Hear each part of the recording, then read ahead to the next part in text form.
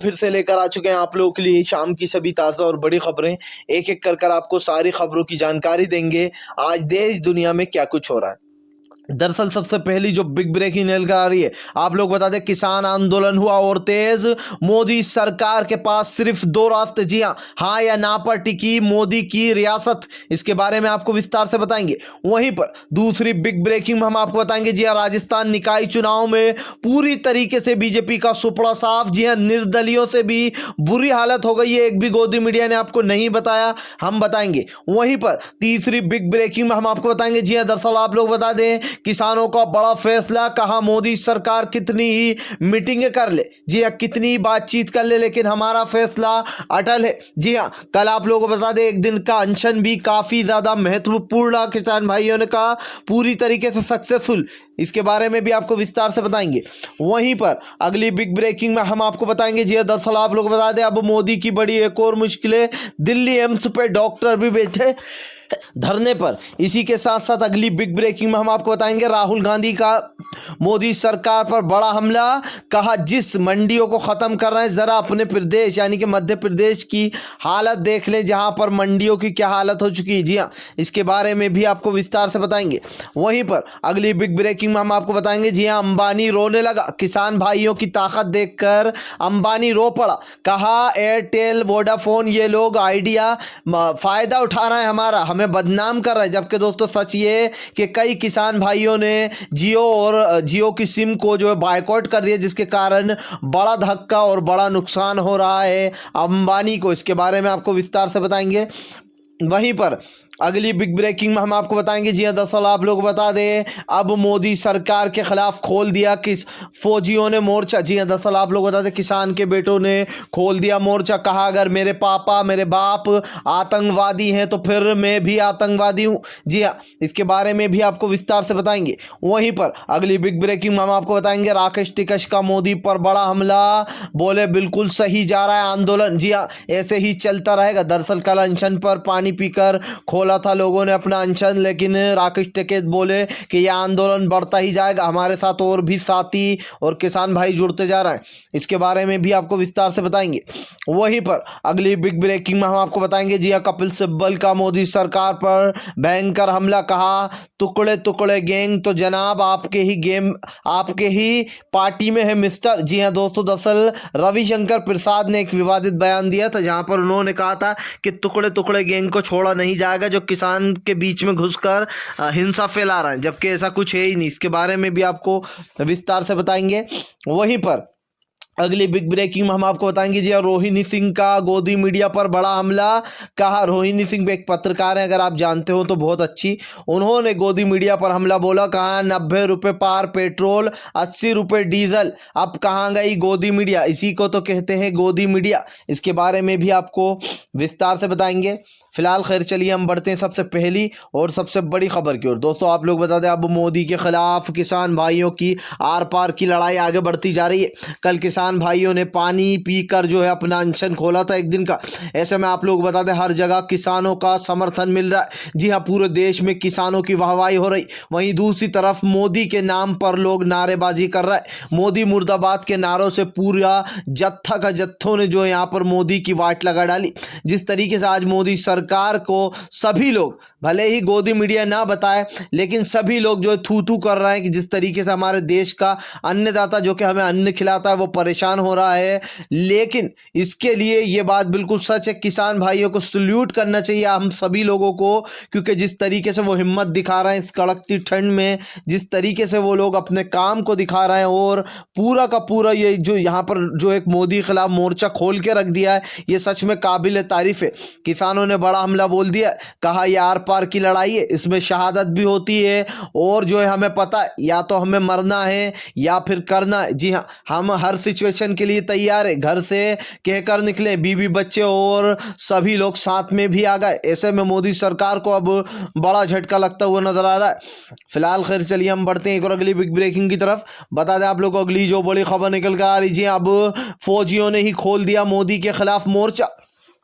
दरअसल दोस्तों, जो फौजी के बेटे, जो किसानों के बेटे फौजी हैं, अब उन्हें इस चीज से आपत्ति हो रही है कि लगातार बीजेपी के लोग आतंकवादी बता रहे हैं, कोई किसानों को खालिस्तानी बता रहा है तो कोई चीन से मिला हुआ बता रहा है। ऐसे में फौजियों ने मोर्चा खोलते हुए कहा कि अगर मेरे पापा, मेरा बाप, मेरे पिताजी अगर एक आतंकवादी हैं तो फिर मैं भी आतंकवादी हूं। सोचिए आप, फौजी भी अपने आप को आतंकवादी बता रहे हैं। मोदी सरकार ने इस देश का क्या हाल कर दिया।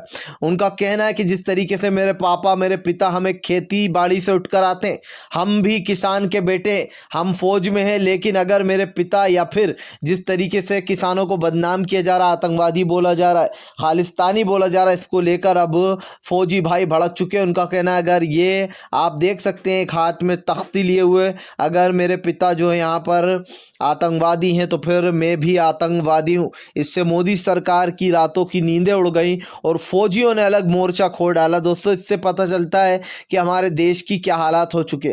फिलहाल खैर चलिए हम बढ़ते हैं एक और अगली बिग ब्रेकिंग की तरफ। बता दें आप लोगों को अगली जो बड़ी खबर निकल कर आ रही, राकेश टिकैत का मोदी सरकार पर बड़ा हमला, कहा बिल्कुल सही जा रहा है। जी हाँ, किसान भाई बिल्कुल सही जा रहे हैं और जिस तरीके से ये प्रोटेस्ट हो रहा है वो भी बिल्कुल सही जा रहा है। दरअसल आप लोग बता दें कल एक दिन के जब अनशन पर किसान बैठे थे, उन्होंने पानी पीकर अपना अनशन खोला। ऐसे में मोदी सरकार पर राकेश टिकैत ने हमला बोलते हुए कहा कि मीठी छुरी बनकर सरकार कोई काम हमसे नहीं करा सकती। फिलहाल अभी हमारे दो जो मांगे हैं वो पूरी होना ही चाहिए। जी हाँ, सबसे पहले तीनों काले बिल को वापस सरकार को लेना ही होगा, चाहे या ना चाहे सरकार को ये बिल वापस लेना होगा। उसके बाद ही जो यहाँ पर कोई बातचीत हो सकती है।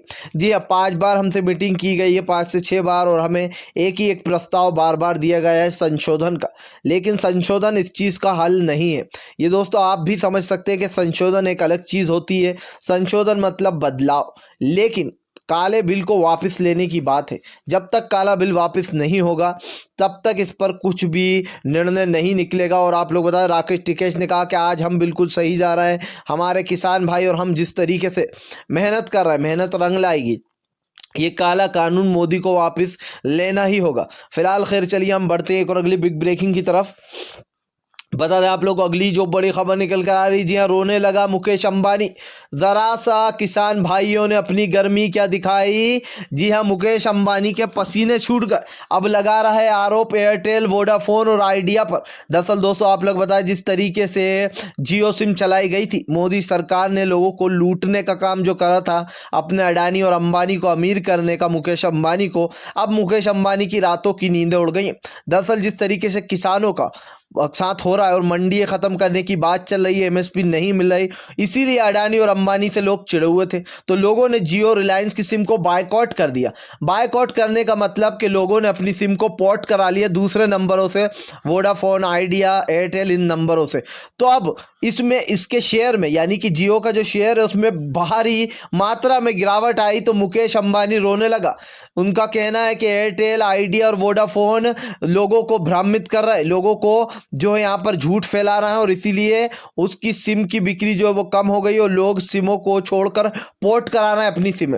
तो आपने देखा दोस्तों, यहाँ पर ज़रा सी ही जो ताकत दिखाई हमारे किसान भाइयों ने और हमारे देश की जनता ने, ज़रा सा मुकेश अंबानी की सिम को बायकॉट किया, तो इतनी जल्दी शेयर के ये हालात होगा कि आज मुकेश अंबानी एयरटेल, आइडिया और वोडाफोन पर इल्ज़ाम लगा रहा है। ज़रा सोचिए जब इन कंपनियों का, बेचारियों का क्या हुआ होगा, जब इससे पहले हज़ारों ऐसी कंपनियां थी, डोकोमो थी और भी बड़ी बड़ी कंपनियां थी जो कि बंद हो गई। वो किसकी वजह से हुई? रिलायंस जियो की वजह से, क्योंकि मोदी जी ने लाखों लाखों करोड़ों करोड़ों रुपए के जो कर्जे थे अडानी और अंबानी के ऊपर, वो माफ़ कर दिएगा। अब ज़रा एक बार सोचिए कि एक तरफ तो मोदी जी कहते हैं हम किसानों का कर्जा माफ़ करेंगे, दूसरी तरफ अडानी और अंबानी के करोड़ों करोड़ों रुपए के कर्जे माफ़ हो जाते। तो सोचिए, कर्जा उधर भी माफ़ हुआ, कर्जा इधर भी माफ़ हुआ, लेकिन किसानों का कर्जा कम माफ़ हुआ और अडानी और अंबानी जैसे यारों का जो कर्जा था वो भाई पूरा ही माफ़ हो गया। इसीलिए तो जो बेचारी दूसरी सिमों की कंपनियां थी, उन्होंने, कई कंपनियों ने दम तोड़ दिया। अब जब किसानों ने बाइकआउट कर दिया जियो की सिम को, और किसानों के साथ साथ इस देश की जनता ने, तो इतनी भारी गिरावट आ गई कि बिलबिलाने लगा मुकेश अंबानी और कहने लगा कि भ्रमित कर रहे हैं लोगों को एयरटेल, जियो और आइडिया वाले। अब आप खुद सोच लीजिए कि खुद की जियो की सिम को बायकॉट क्या करा, बिलबिला उठा अंबानी। खैर चलिए हम बढ़ते हैं एक और अगली बिग ब्रेकिंग की तरफ। बता दें आप लोग अगली जो बड़ी खबर निकल कर आ रही जी, अन्ना हजारिया का मोदी सरकार को चेतावनी, का अनिश्चितकालीन पर बैठने वाले हैं। जी हाँ, अनिश्चितकालीन धरने पर बैठ जाऊंगा।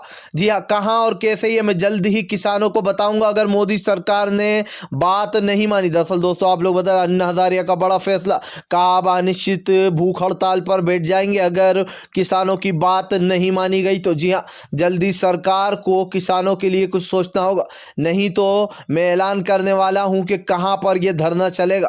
भाई यहां पर अब अन्ना हजारिया ने भी अपने सुर उठाना शुरू कर दिए, मोदी के खिलाफ बगावत का ऐलान कर दिया, यानी कि अब मोदी सरकार को एक और बड़ा झटका लगने वाला है। अनशन पर अन्ना हजारिया भी बैठ सकते। फिलहाल खैर चलिए हम बढ़ते हैं और अगली बिग ब्रेकिंग की तरफ। बता दें आप लोग अगली जो बड़ी खबर निकल कर आ रही, जी हाँ, राजस्थान निकाय चुनाव में बीजेपी का पूरी तरीके से सुपड़ा साफ, निर्दलियों से भी बुरी हालत में पाई गई। दोस्तों एक भी गोदी मीडिया आपको नहीं बताएगी, जब बीजेपी की जीत होती है तो ये ढिंडोरा पीटते हैं, और जब बीजेपी की बदतर तरीके से हार होती है तो ये लोग छुपा कर बैठ जाते हैं, क्योंकि गोदी मीडिया सिर्फ अच्छा बताना जानती है, मोदी के तलवे चाटती है, और जब कोई हार होती है या बुरी चीज़ होती है तो उस चीज़ को छुपा लेती है। ये गोदी मीडिया की सच्चाई है। फिलहाल हम आपको बताते हैं निकाय चुनाव में आप लोग बता दें जो कांग्रेस है उसकी बम्पर जीत हुई है, और बीजेपी की निर्दलियों से भी बुरी हालत हो गई है। अब आप खुद सोचिए कि बीजेपी की क्या हालत हो गई है राजस्थान में, या आप सोच सकते। जहां जहां पर ये गोदी मीडिया को सच बताना होता है वहां वहां तो ये अपना मौन व्रत रखकर बैठ जाती है। ये सच बात है कि गोदी मीडिया ने मोदी तक, जी हाँ, मोदी न्यूज़ चैनल नाम रख लेना चाहिए इन सबको। फिलहाल खैर चलिए हम बढ़ते हैं और अगली बिग ब्रेकिंग की तरफ। बता दें आप लोग अगली जो बड़ी खबर निकल कर आ रही, जी हाँ, पत्रकार रोहिणी सिंह का बड़ा हमला गोदी मीडिया पर, कहा पेट्रोल 90 और 80 के पार चला गया, किसान वहां पर दम तोड़ रहा है। जी हाँ, खुले आसमान में, लेकिन गोदी मीडिया नहीं बताएगी। इसी को तो कहते हैं गोदी मीडिया। दरअसल दोस्तों आप लोग बता दें रोहिणी सिंह ने पहले भी कई बार मोदी सरकार की धज्जियां उड़ाई हैं, और अब एक बार फिर से जो रोहिणी सिंह ने धज्जियां उड़ाते हुए कहा कि गोदी मीडिया को शर्म आना चाहिए। आज पेट्रोल जो है 90 रुपए के पार हो गया और डीजल 80 रुपए हो गया। अब आप सोचिए दोस्तों वो दिन दूर नहीं जब पेट्रोल 100 के भी पार चला जाएगा, फिर क्या होगा। ये पेट्रोल के दाम ये लोग बढ़ाए जा रहे हैं। जैसे कि अभी कुछ दिन पहले ही सुब्रमण्यम स्वामी ने बताया था कि पेट्रोल 30 रुपए लीटर पड़ता है सरकार को। सोचिए आप लोग, 30 रुपए लीटर सरकार को ये पेट्रोल पड़ता है और वो बेचती है यहाँ पर 90 रुपए लीटर। उन्होंने कहा था सुब्रमण्यम स्वामी ने, जबकि वो उन्हीं की पार्टी के हैं, जी हाँ, भाजपा के ही हैं, तब भी उन्होंने कहा था कि मोदी सरकार शोषण कर रही है लोगों का, ज़्यादा से ज़्यादा पेट्रोल 40 रुपये लीटर बेचना चाहिए। ये सुब्रमण्यम स्वामी के वर्ड थे। अब आप खुद सोच लीजिए कि खुद ही की पार्टी के लोग ये सवाल उठा रहा है कि कैसे पेट्रोल और डीजल के दाम बढ़ते जा रहा है। फिलहाल खैर चलिए हम बढ़ते हैं और अगली बिग ब्रेकिंग की तरफ। बता दें आप लोगों को मोदी सरकार को बड़ा झटका, जी अब दिल्ली एम्स के डॉक्टर भी बैठे हड़ताल पर। दरअसल दोस्तों आप लोग बताएं दिल्ली एम्स के डॉक्टरों का कहना है कि उनको उनकी सैलरी नहीं दी जा रही है। जी हाँ, अगर जल्दी इसका निराकरण नहीं किया गया तो अनिश्चितकालीन के लिए हड़ताल का ऐलान कर देंगे। अब आप खुद सोच सकते हैं कि जगह जगह प्रोटेस्ट शुरू होते जा रहा है। जी हाँ, जहाँ जहाँ पर भी जो है मोदी सरकार का साया है वहाँ वहाँ तबाही ही तबाही है। आप उठाकर देख लीजिए जहाँ जहाँ बीजेपी की सरकार है वहाँ वहाँ ज़्यादातर लोगों की हालत ऐसी है कि आप देखने में ये कहेंगे कि बस बदतर हो चुके हैं हालात। क्योंकि भाई आए दिन जो यहाँ पर विवादित बयान दिए जाते हैं, किसान भाई हमारे आतंकवादी हैं, खालिस्तानी हैं, मुसलमान आतंकवादी है, मुसलमान अगर एनआरसी CAA का विरोध करता है तो क्यों कर रहा है, ये पाकिस्तान से मिला हुआ है। अगर बीजेपी वाले किसी को मार भी दे तो उसके लिए कुछ नहीं, नशा पी के शराब पी के हमले करें तो वो लोग अच्छे, वो देशभक्त। तो अब आप खुद सोचिए कि बीजेपी चारों तरफ से कैसी घिरती जा रही है। फिलहाल खैर चलिए हम बढ़ते हैं एक और अगली बिग ब्रेकिंग की तरफ। बता दें आप लोग को अगली जो बड़ी खबर निकल कर आ रही है, जी कपिल सिब्बल का रविशंकर प्रसाद पर बड़ा हमला। जी हाँ, कहा जनाब मिस्टर टुकड़े टुकड़े गैंग तो आप खुद ही हैं जो कि देश के टुकड़े करने में लगे हुए हैं। दरअसल दोस्तों आप लोग बता दें रविशंकर प्रसाद ने एक विवादित बयान दिया था कल। उन्होंने कहा था कि अगर किसानों के बीच में टुकड़े टुकड़े गैंग फायदा उठाने की कोशिश कर रही है लेकिन उन्हें बख्शा नहीं जाएगा। तो सोचिए आप कि जो लोग देश के लोगों की मदद करते, किसानों की मदद करता है कोई, या फिर कोई मदद करने आ जाता है किसानों की बाहर से तो उसको टुकड़े टुकड़े गैंग से जोड़ा जाता है।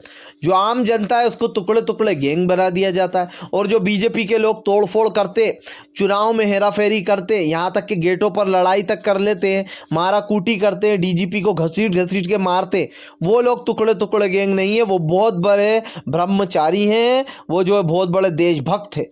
ये लोगों का बस नहीं चले, वरना ये गोडसे को भी निर्दोष साबित करा के उसको भी जो है यहाँ पर उसको भी इंसाफ दिला डालेंगे। जी हाँ, कन्हैया कुमार की वो बात मुझे अभी भी याद आ जाती है कि इनका बस चले तो गोडसे को भी अभी इंसाफ दिलाकर दूध का धुला बता देंगे ये लोग। खैर, अगर आप भी शांतिपूर्ण ढंग से पीएम की इन सभी गलत नीतियों का दिल से विरोध करते हो और आप मानते हो मोदी सरकार को तत्काल में अपना इस्तीफा दे देना चाहिए, मोदी सरकार एक बहुत ही बड़ी निकम्मी सरकार है, तो इस वीडियो को ज़्यादा से ज़्यादा शेयर करके हमारे चैनल को सब्सक्राइब करके पास में घंटी आएगी यानी कि बेल आइकन, उसको ज़रूर दबाइए ताकि हमारे हर वीडियो की अपडेट आपको मिल पाए। अगर आप भी हमारे जैसे निष्पक्ष पत्रकारों का समर्थन करते हैं तो हम मिलेंगे आपसे नेक्स्ट वीडियो में। तब तक के लिए वंदे मातरम।